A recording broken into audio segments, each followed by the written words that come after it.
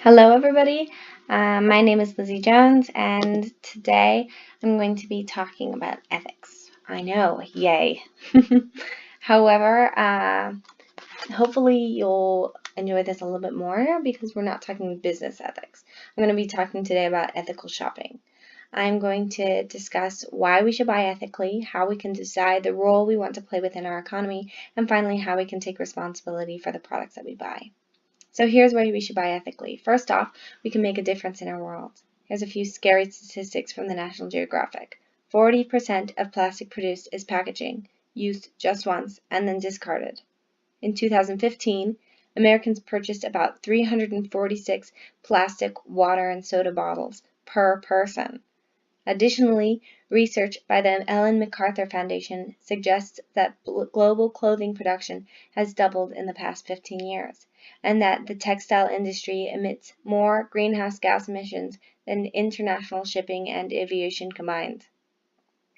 These statistics are alarming. Sometimes it feels pointless to put the effort into changing our purchasing habits because the world is plummeting so quickly into climate change and plastic use and just general despair that there's nothing to be done and we're running out of time. And I want you to know that that is not true at all and that individually we can make a difference. Our country's economy is relatively laissez-faire and that the government mostly tries to stay out of the economy and not interfere. We're pretty much a free market here in these United States. Within our economy, there are three players: the households, who decide what to buy and get to vote, the businesses, who decide what to supply and how to produce it, and the government, who taxes and occasionally regulates. As citizens, we get to put pressure on businesses by buying what we think is the product that should be being produced, and we have the ability to completely change the economy because we have the freedom of choosing between hundreds of options. Stores have to keep up with what is demanded, so we must choose to demand the right products and the best business behavior. So let's talk about how we can decide the role we want to play within our economy. The stores that have the cheapest item available are often cutting some kind of corner. They're not paying their workers well, they have large batches of that product that emit tons of pollution, etc. Buying and selling is absolutely imperative for our economy, so I'm not really here to advocate for not shopping at all. Rather, I think it's vital to take some time for yourself and decide which stores you'd like to be supporting. Personally, I'd like to be supporting local businesses with quality goods that pay all their workers, including offshore factory workers, living wages, and have a fully sustainable business model. But ideals sometimes can't really match up with reality. I like to shop for my groceries at the local and organic farmers market, but I am a community college student. I like to buy my clothing from fair trade, small batch clothing companies that pay their factories workers well, but sometimes I can't afford it. So the first step in ethical buying is to be willing to make compromises.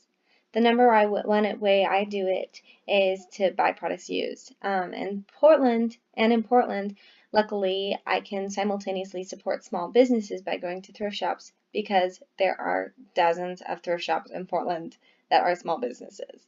This is how I buy most of my clothing and furniture as well. By doing this, we're elongating the useful life of products and stopping them from being trashed. Another option is to stop buying certain products at all. This is, unsurprisingly, extremely affordable. I don't need a soda. I don't need to buy the apples that come in plastic cages. I avoid even window shopping or stepping foot in a mall because I find that stepping foot into Forever 21 can be too dangerous. Just because it's cheap, it doesn't mean we necessarily need to buy it.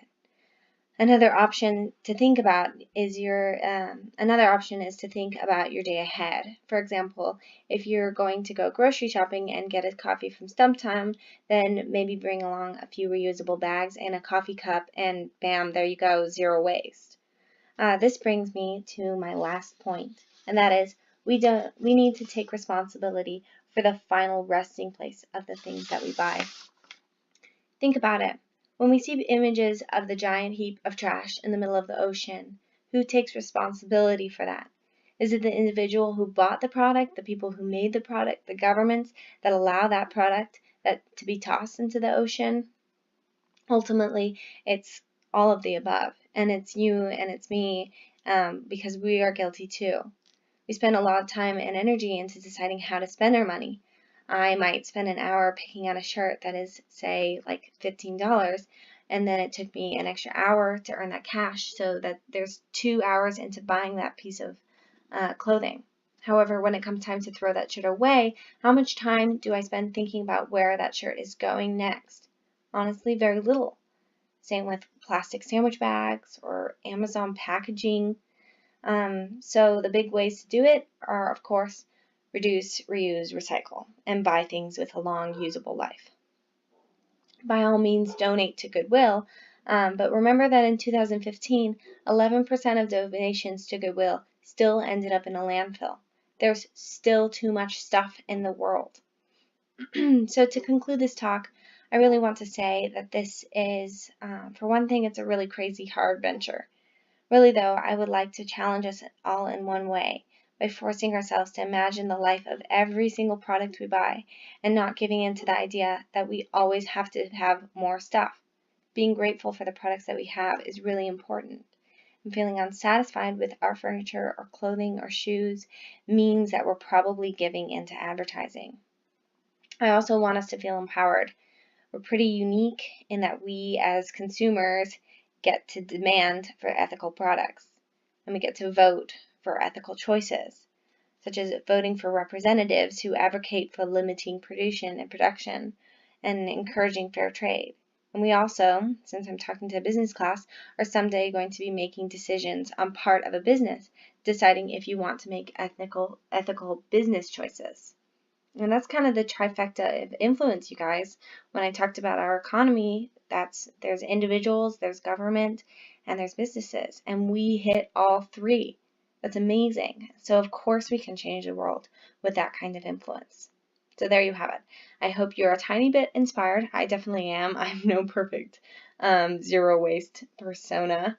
But anyway, I hope that you have a wonderful week of no snow, and thank you so much for listening. This is the site, by the way, where I got my information for this slide too.